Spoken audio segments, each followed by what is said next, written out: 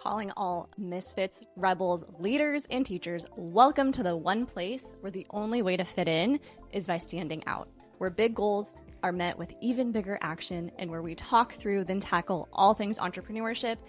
I'm your host, Kelsey Knudsen, and this is the Get Shit Done podcast. Welcome to the Revolution. Cheers. Cheers. Get shit done. Here we are. No, it feels kind of like nostalgic, yeah. Because I feel like I never thought I was going to ever be an entrepreneur before I met you and Albert, like Aaron and everybody. So I was like, now you're like, what if you did it? And I was like, what if I did it? Hi, I'm Jill. This is Jill. We're doing a hot seat coaching, but I think before we dive into the now, we need to talk through your journey because it's a big freaking deal. Yeah. You're doing the thing. So walk me through like what you were doing before that transitional moment and then bring everyone up to speed right now. Okay, so I was a student at UW. Go Dogs. So then I went to UW and then I worked at marketing, and I've been working with Guild Mortgage doing marketing and all the things. And then I hit a point in my life, almost a year to a date as of like next month. Wow. But yeah, so a year to the date. And then I was at a point where I was like, okay, now I'm graduated and I've like been a few months graduated. Big girl. Like I've always had jobs and everything like that. It was like, what is going to be your career? I come from a family that's always sold corporate, get to the corporate. So that's, and then get also UW, yeah. So then also UW like seasons you to like, okay, get on Indeed, send all these out. Like that's what I should try to look. And then I was like, I guess I'm at that time because I do need to be making like a livable wage and that kind of stuff. That was like the biggest, like whatever you can do to do that. And so then I was like, okay, what am I going to do? And then I was like making a resume, and I feel like anything I do, I'm like really hyped about it. I'm like, oh my gosh, let's do it. I was not hyped. I was like, no. I was like, fuck Indeed. Yeah. Fuck resumes. I was just like, hated the world. Not hated the world, but it was like the first time ever that like I've been so motivated, hit the point. And then it was like, oh, what do I do now? That's all done. And I do not do good without structure. If I can make my life into a Canvas homepage, I would do it. So I decided I need to go on Eat, Pray, Love trip. And then I went to Hawaii literally for like a month. And I was like with my W-2 job, with all that. And I was like, I'm going to go for Hawaii for a month. And then I know you guys need to know what the fuck I'm doing because I need to know what the fuck I'm doing because it also affects you because like, will you not have me? Am I going to go work for Starbucks or something? I knew I wasn't a tech girly. Eat, Pray, Love trip. My sister lives in Hawaii. So I was like, that's pretty, doesn't get better than that. So then I was like, okay, 3 weeks, I'm going. Right before I left, I met with you. Not even, back when you were living in Kirkland, you were like, I didn't even know what you were doing, but now it like all makes sense a year later. But you're like, let's just get coffee. And I was like, yeah, let's do it. Because I was like, also I need some like guidance and help. And then it was literally just coffee. And we were like, well, what do you want to do? And I was like kind of telling you my options. And then you're like, maybe we can help with this. And it was like, you go on your trip and then you come back. And I want you to be hell yes. And I was like, okay. Because I was like so lost. I was like, are you an entrepreneur or not? Yeah. You were at this point where you were like moonlighting as it sometimes. Yeah. But then you were also applying to corporate jobs. But the way you would talk about it, I was like, I don't feel like that's what you really want. But as with everything, it's like, I can't decide that for you. Like, you have to decide that for you. So I left you with that, like, shit or get off the pot, Jill, and let me know what you decide. Yeah. I think for me, I've always had, like, a gravitation to it because I'm literally surrounded by the most badass women entrepreneurs in my life. Like, with Empower and Taryn and you and Michelle and Kayla and everybody. It's Yasmin and everyone like that. I'm like, oh my gosh, I want to be done when I grow up. And then I go to Hawaii, and in that span of the 3 weeks, my sister's like, what do you need from me? Like, what's your support? I know you're like trying to like find yourself, so she's like, let's make a resume. So I make a resume, and I finally like start submitting it to offers and stuff. And I'm just like, don't actually call me. And then I got a call back for one of them, and then they're like, okay, we want to set up an interview. And then I fly back home, and then I'm like, so I like set up the interview for like later the next week or something like that. And then I was like, okay, it's like literally I feel like I'd be staring at a spreadsheet all day. And then I actually went to like a team bonding with our mutual friend Taryn, and she's like, what if, hear me out. And she was like, it's 6 months. Give yourself a time period, and you can always fall back on this degree that you went and got and go chase the corporate ladder and all the things. She's like, or you can give yourself 6 months to see if you can do it. And then I was like, you're so right. She was like, if you go back to the corporate thing, you're going to feel like you left something behind kind of thing. Like you didn't try that. Right. And I was like, you're so right. Try now, you can always go back. Yeah, because I think like a degree doesn't expire and I don't have gaps in income or whatever, like in the corporate world. So I was like, you're right. She's like, everybody, all of us, like do it. And she's like, just try it. And I was like, hey, you're right. And so I went up there and I literally the next day, I think me and Taryn were in the office and I was like, I'm going to buy my LLC. Just like goofing around. I was like, I'm going to buy it. I'm going to do it. I'm going to do it. And then I think I called you. I was like, about my LLC. Like, Taryn literally had to press the button on me because I don't know why. I just was like, okay, I'm going to tip my toe. And I was like, okay, send it. So then I did it. And then I was like, okay, I'll give myself 6 months or whatever. And then in my head, because I'm a manifestor girly, I was like, if I make it to Paris, it'll all be worth it. Like, if I make it to Paris or like that's always been my goal. Has just been to like travel. But specifically Paris, because I like minored in it, and it's France has always just been, anyways. So then, not even 2 months into starting my LLC, I had a round trip ticket to Paris. And I was like, this is a sign. 11/11, this is a sign. I was so excited. And then also just having like that support and everything to like start my business. But then still, when I started it, I feel like even up until like present day, like I've started it and people know what I do, but I've been all on referral. I even get shy sometimes when you guys, oh, Jill, introduce yourself. And I'm like, hi, I'm Jill. Like I do the empowered marketing. And I'm like, oh, but also I have a business. I just like haven't trained myself to like have that yet. Cause it's always just been like referral or like this and that. So then finally I've gotten to a point now, almost a year in, where I'm like, oh, I had called you yesterday and I was like, Kelsey, it's a hell yes. And then you were like, okay. And then we started working on a project together that was separate to that. But then in that time, you were also like giving me like babypreneur training, like very light coaching and just being like, we talked numbers. We pulled up our sleeves and I was like, this is the numbers. This is what you need to track. This is how you need to track it. And to this day, it's literally, I feel like I was so overwhelmed when I first did it. Like, but the fact that you gave me structure was like, shit, I got this. Like, here we go. But literally, the KPI and the tracking and the leads and everything, I was like, so then you got me set up. And then it was like, then we worked on a project together. And then now, from that year, I've gotten like some jobs here and there. And then like it's grown and grown and grown. And now I'm like, okay, well, I have my internal stuff. But then the social media girl doesn't have a social media. Social media girl doesn't have a website. Where's my business card? I'm like, Jill, I have a Gmail account. I have an email. And I'm like, that's not enough. Like, so now we're getting to that point where it's like, you said it perfectly. I think when I talked to you, she was like, holy shit, I can do this. To like, now we're like, oh, we're doing it. I'm still, to this day, we still don't have a website. I did start social media a couple months back and it's just been slowly trickling. But like, also I'm really bad at like delegating time to like CEO hours. Cause I'm like, just look at my portfolio. Like, let me just show you my portfolio with my amazing clients. And then I was like, oh, so now I'm finally like setting time to like make a website so that I have that. So hopefully coming in like a week, it'll finally be done. But it's just like those little baby steps that it's like, oh my gosh, she just bought an LLC. Maybe I can do it. Oh, wait, I'm doing it. Oh, the universe told you, gave you your good trip and you're like, now I'm really doing it. And this is successfully, I feel like, been with who I've surrounded myself with, what I've done, like how I feel. This has like been authentically like the best year of my life. Just like, oh my god, I did it. If you think about it, I'm like, why wouldn't anyone do this? But then I talked to some of my friends that are like, we could never do what you do. So then I was like, it's always just been like a confidence thing for me. But now I'm like in it and I do things, and then I talk to my friends that are kind of in the corporate sector and they're like, yeah, we couldn't do what you do. Like, you have to like literally manage yourself, your time. I'm doing like 20,000 things at once. Like, I love the quote that's like, oh, I'm not working a 9 to 5 to work 24/7. It's like, look, you're right. Like, but it's like a different type of work because also you like look at what I do and I get to spend time with like people I literally love. Like, I can successfully say all of my clients are like my family. I like love them so much.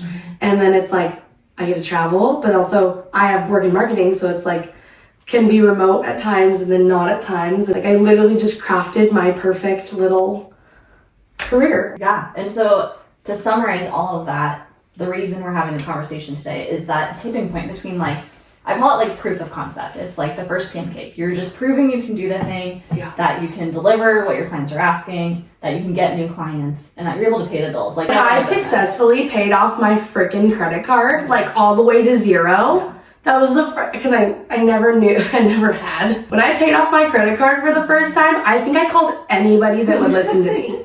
I was like, you guys, the credit card, zero balance right now. Yeah. Granted, that changed the next day, but like there was no interest on a statement. I was like, wow. I think that's an important phase of business to like acknowledge. I'm gonna break your brain. You're not ready for this. But in hot seat coaching, part of it is coaching Jill's. And Jill doesn't know what I'm gonna say, by the way. Like we planned like the entry topic that like I'm just ripping. I'm scared. I'm not scared. But I think what happens is you get to this point like where you're at and you're like, crap, I'm not marketing myself, people don't know I exist. If you got 5 new clients tomorrow, could you truly legitimately handle it and take care of yourself? 5. No. Yeah. No. I'd be swamped. Yeah. And I think, and part of this is I also just know. Like, I know your clients, not all of them, but some, I'm one of them, transparently, but like, I know some of them.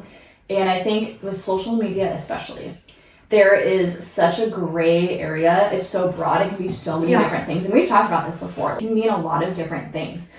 And when you're starting a business, you kind of got to be like, I do all the things. Like, you just got to take it all. Yeah, you're like, what? These are my packages, but we can make you a custom one because I need to work it. My tip to you is you can't be doing that anymore. I need to like write down like what I like to do, what I can do, what I won't do kind of thing. I think it's like my next step. Because I do social media management, content creation. Like, that's like what's different.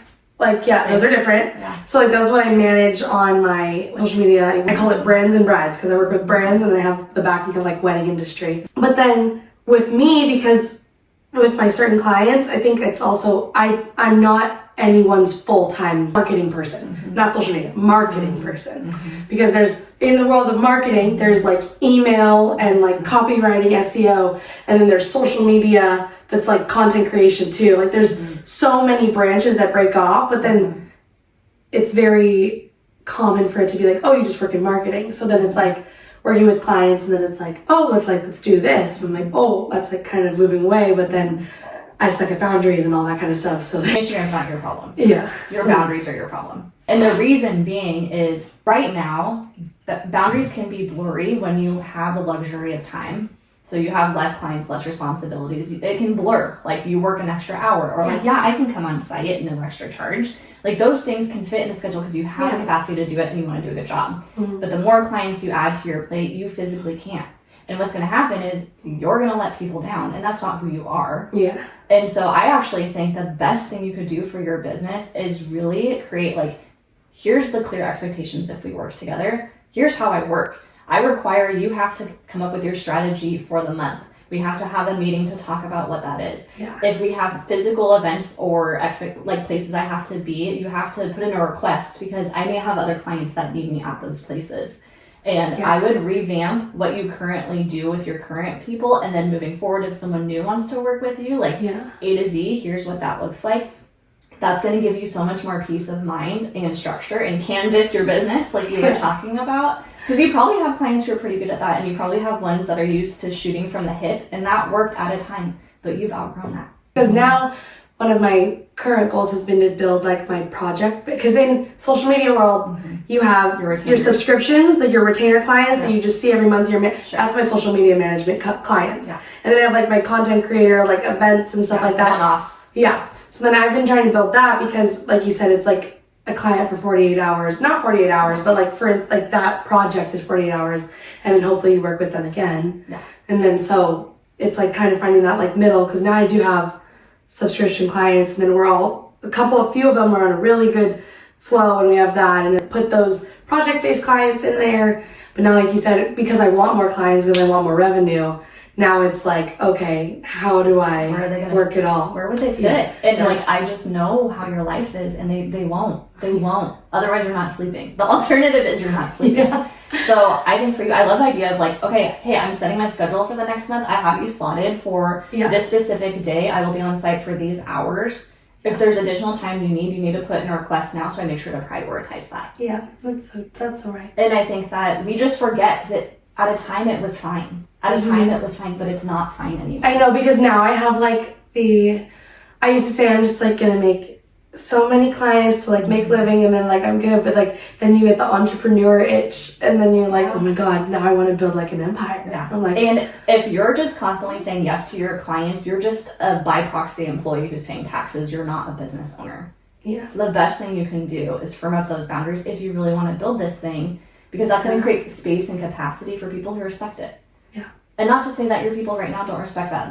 Please, if you're watching this, that is not what I'm saying. I'm just saying that now, like, you have the luxury of like, I like what this client does with their systems. I'm going to bring that in-house. Or like, I love that this client and I always do a check-in meeting so we're on the same page. I'm going to make that a requirement for the rest of my clients. You have enough data to know what you like and don't like from your clients. Because you can love the client as a person, but maybe their systems are shit and it's chaotic and stressful and exhausting for you to deal with. So it's like, I can love you as a person. Can we implement a little bit more systems and structure? Here's my recommendations. And then it comes to a point like, if they're not willing to, is that worth the headache? Yeah. Or because if you say no to that person, and this could be even like a future client. I know we've had that conversation where you had a potential client, you gave this, you're like, this is how I work, this is my ideal process. And they were like not willing to play ball. And you said, sorry, that's just how I work. Yeah, like that's where, because I was like, from a point, I think that I've also moved into like they don't adopt something, like you said, I'm weeding out the ideal clients. Weeding the garden. Yeah. So then I had like some inquiries, and like I was like so excited, like, oh my gosh, I'm pitching a new client. But then also you and some other people like brought me back to ground. They're like, stand firm on your price. Yeah. Also, and your process. Your process, your specificities. Yeah. And also like your time and everything, how that much that would take, which I quoted the price for the time and everything, and they came back and 100% respected that, and were like, yeah, but like maybe you're not what we need. And I was like, okay, yeah, great. And then I stuck Sean because I didn't like Jillify the package. I was like, no, now we're at a point where we're quoting your specific packages, and this is how it looks. Kind of thing. So. And it's by doing that, you're setting them up for success and you up for success. Yeah, maybe we're not on this level yet, but like if we get there, you'll be the first person. Yeah, absolutely. Yeah. So, and I think that all of this work, and I know you've kind of done it, but really auditing your current projects, which is the hardest part. Yeah. The reason being though is like then you'll want to promote it, because part of it is like you would be scrambling. You would be like so stoked if 5 dream clients came tomorrow. It'd be like, oh my gosh, amazing. I can't even imagine. However, you would also be drowning and freaking out. Yeah, because I think also you set me up for success when we first started, of like making sure everybody's on like a task organizer. And I learned that my ideal client probably already has that in place, and it's more so than when you're just making me a board in that task manager. And then I put some clients on that didn't have that, and so now it's like been so seamless. And now I'm just like, oh my gosh, like if I didn't have that, I would have never scaled the way I have and like the way I will. Like you said, canvas my life because you're like, oh my god, I don't know if it's gonna work, but then it did. Yeah. So. The firmer your house is, like, this is the way that I work. These are my offers. These are my working hours. Yeah. I think one of the first things we did when we were at that coffee at Anthem, we wrote down every single one of my clients and what exactly I did for them. Yeah. And I think now about to hit a year, I need to like do that again. And be honest, because it's like, okay, verbally we said this, but like in reality, I'm actually doing this, this, and this too. Yeah. And we think in our mind, especially if you are newer to your industry or newer to your business, I think there's this idea of like more is better. Yeah. Like the more time I give you, it's like the more value there. And that's not necessarily true. If you're just saying yes and you're helping them more hour-wise, but they're on like a per project basis, the quality could go down. So don't feel like you have to give someone all of your time, all of you physically to like be worth it. Like your brain is what they're paying for. Your mind, your energy. And I think that's like a confidence shift that I just see. And it's not just you. Like I've had to go through it. More is not always better. And we think more meetings, more time, more reels, more deliverables. And it's like, that's not always what people are paying for. Or the right people, especially. Yeah. So I just think like you need to own your shit. Get into it. You're already doing it. Yeah. And it's working. I know. And you need to just be picky. And I hate to say it, picky with the past too. And bring them up to speed. And like everyone's going to be better of it. But you're at the point where like this is your business and you have clients, not the other way around. Yeah. And from there, then it's like once those systems are solid and you have laser clarity of like, okay, I can fit 2 retainer clients and 3 projects next month. You know exactly that number and your onboarding process is dialed in. Then you know what to post on social media and you're excited to post on social media because you know exactly where those people are going to go and you have capacity and process for them. That's right. So just make sure that's dialed in before you go focus on getting Yeah. because that's what's going to happen. If you've been referral based and you're going to start to market yourself more, you're going to get more interest because people were finding you already when it was hard. If you're going to like hard. so if you're going to get easier for people to find you, you need to make sure you're ready for that. Yeah. Because like you said, I'm currently at a point where I'm like, I don't know how much more I could do. So then I do the project ones because I know I can get that done or I can pull a late night or something. Or Yeah, and that's not sustainable. Yeah, no. And also expectation-wise, like, what are you delivering to your people? And if you get 5 new clients tomorrow, are you going to start to drop the ball on your other people? And you don't want to do that either. Yeah, so it needs to be like a really honest evaluation. Yeah. I think this audit thing, this is something a lot of business owners don't do at the phase that you're at because you're just go. Because they're just like, we're just going to make it. I made $1. I want to make 2. I want to make 10. I want to make 50. And you don't stop to think like realistically, what is the cost of that? Yeah. Which is your time, right? 1000%. Yeah. Because the social flow code is alive and well. Yes. Incoming. Yeah. And if nothing else, I would start there. And then once that feels solid, that is when I would build out the website. That is when I would tackle the social media and just make sure you have really clear step by step. When someone reaches out, here's the next step. After we have the call, you either get this specific email or you get this invitation to an application, like boom, boom. So that way you just have that confidence. Yeah. That's smart. Yeah. Yeah. And you'll want to. 1000%. Right now, there's something, because you're a get shit done girly, I know you are. There's a reason you're not doing it. You're not posting on the social media. You don't have that as part of like your business routine. Yeah. There's a reason. And it's because low key, if a lot of people came in, you'd be like, oh, what do I do? And you don't want to say no because you want to work with them and it's a cool opportunity. And then you're like in this position, you're like, where is that going to fit in? Yeah. So. For Yeah. because they're growing. And it was cool because like in that year, like, I never thought that I would like, have people to work with me too. And I was like, oh my God, this is so cool. But yeah. Yeah.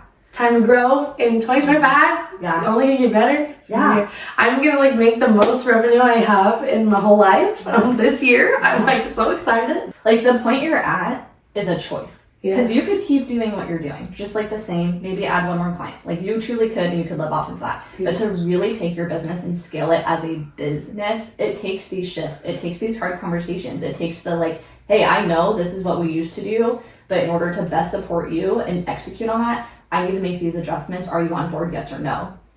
And I've said that from the beginning. It was that way when I had the hair salon. Your ride or dies get you to a point, and then you have to have that conversation. Hey, my prices are going up, or my process is shifting, and here's why. And like, I love you, but in order for me to do, I've learned like what I do best, and like this is what that looks like. So I would love to do that with you, but if not, I can't because I'm just not delivering. I don't feel great about that. Yeah. So that's a hard spot to be because I guarantee you, when you get a new client, like your most recent new client was onboarding them, setting boundaries easier than it was with your like oldest client. Oh my gosh. Right.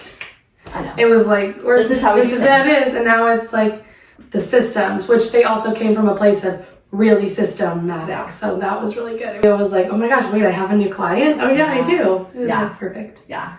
And I think we forget that too. Like when you're ever shifting your offers or shifting your process, it's a lot easier to enforce it with new. It's very hard to go back and retroactively do it. But I think that's important because it's a mutual thing. It comes to a point where like they may have shifted in what their needs and expectations are, and yours have shifted in expectations, and you're like, if you don't talk about it, you're just like making these assumptions and you're trying to see where it fits and stuff. And so just from my vantage point, I feel like that's the best thing that you can do. And I think everyone's going to be better for it. And then from there, blast that shit everywhere, post your stuff, and like you'll be, again, excited for it because you'll know with clarity, like, oh, here's how you sign up for my wait list, and then they have a whole nurture, like all those systems can exist, but it has to start with your offer being a hell yes. Yeah, 1000%. Okay. How are you feeling? Like I just got hot seat A little bit. Yeah, no, I just appreciate you coming on. What's cool about Jill, you guys, is like she did it. Like I remember those first conversations. I remember getting the screenshot of the LLC.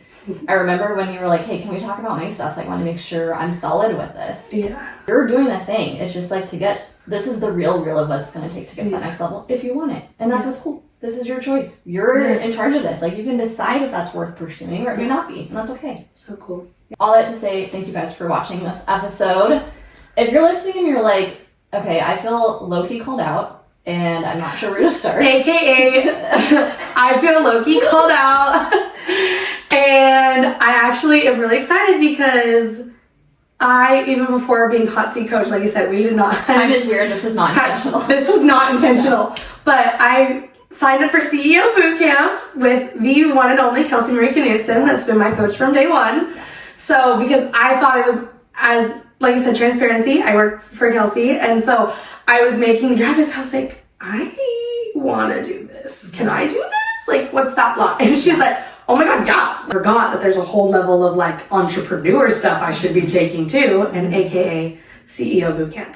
Yeah. So I'm really excited because it's like 7 weeks of a course that's basically like, how are your systems? Okay, you're going to be in a room with like some badass bitches. I feel like it's the first time ever that I'm going to actually like be in like a program that's like centered on me, and I'm super excited. I'm so stoked to have you. And also, I mean, the offer thing, that the process piece I was talking about, there's a whole module just on exactly that. So what's great for Jill is she doesn't have to do this work alone. We're going to do it together soon. Yeah. And we have a whole section on social media. And it's I didn't think about that because while we're talking about this and I'm like, oh my God, how do I do that? How am I doing it? And I'm like, oh wait, CEO bootcamp. Yeah, you had no idea. I was literally like, yes, I'm going to do this. I'm like, when? Now. No, we got you. And whether this is running live and you're able to hop into this version of it, or you're watching this in the future, please keep an eye on it. This is an offer that is a hell yes offer for me for exactly the conversation we had today. So thank you so much for sharing and for letting me gently call you out. Know that it comes from a place of love, and you're doing a lot of the right stuff. It's just like really getting to that next level to just really like whoosh, take off, which I see in you and I believe in you. And I'm happy to be part of your journey. Me too. Couldn't do without you. Cheers. So thank you so much. And thank you for tuning in. We'll catch you next time. Hey, thanks for being a part of the Get Shit Done revolution. My hope is this episode sparked a fire in you, equipped you with some practical next steps, or inspired you to take action towards your goals. If it did, please help spread the word by sharing this episode or leaving a review on Apple, Spotify, YouTube, or wherever you're tuning in. Now it's time for me to hand over the keys and let you get shit done.